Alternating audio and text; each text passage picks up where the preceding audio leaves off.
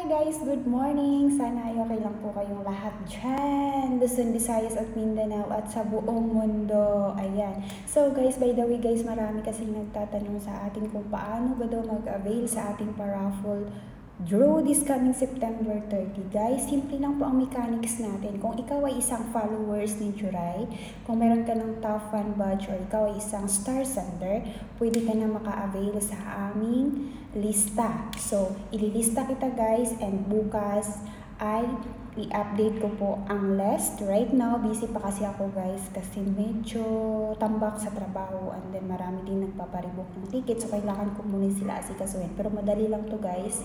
Mag-entertain ako ulit sa mga wala pang top fan badge kasi maraming gustong mag-avail kaso wala pa talaga silang mga badge. Continue to support my post, continue to engage my videos para mabigyan kayo ng badge guys at makahabol kayo sa ating paraffle this coming September 30. So that's it for today guys and see you again. Bye bye and God bless.